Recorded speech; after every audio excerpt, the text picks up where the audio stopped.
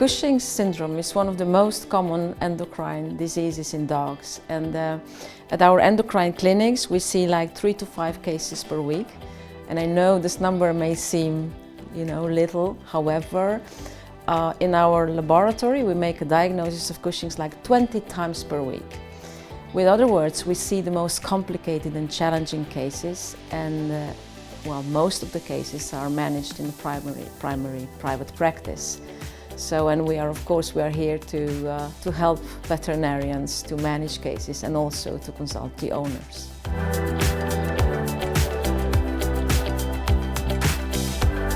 So, making a diagnosis of Cushing syndrome in dogs is a multi-step procedure. Step 1 is evaluating history and clinical signs. Step 2, urinalysis and blood exam. Step 3, endocrine testing.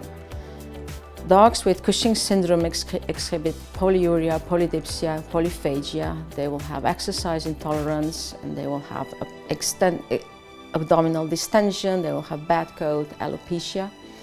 Urinalysis will show diluted urine and proteinuria, and blood work will show elevated alkaline phosphatase, cholesterol, and in some cases also hypokalemia and elevated glucose.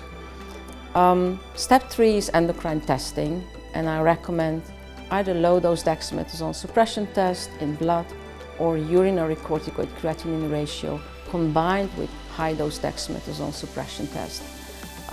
And this test should be performed at home. The owner is instructed to collect the first urine morning sample and ship it to the laboratory. And finally, diagnostic imaging is very helpful to make a diagnosis of Cushing's in dogs, and it will also help us to choose the most optimal treatment in dogs.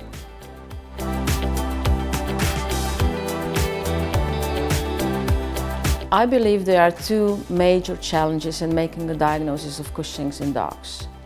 First, geriatric screening has become really popular in the past years, and it's not uncommon to find elevated alkaline phosphatase when we do blood exam.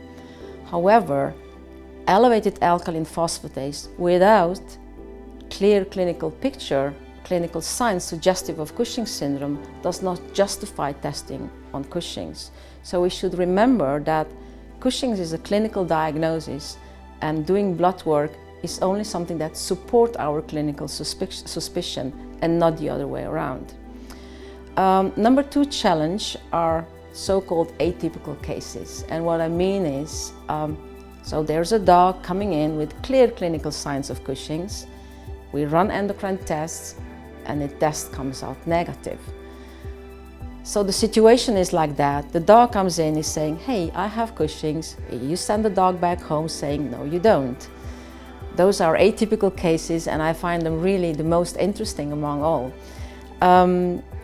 As a researcher, I'm looking for explanation for those atypical cases, and one explanation is food-dependent hypercortisolism, or another explanation would be that in some dogs there is an increased sensitivity for cortisol, which means that even the cortisol is not elevated, dogs do have clinical signs of Cushing syndrome.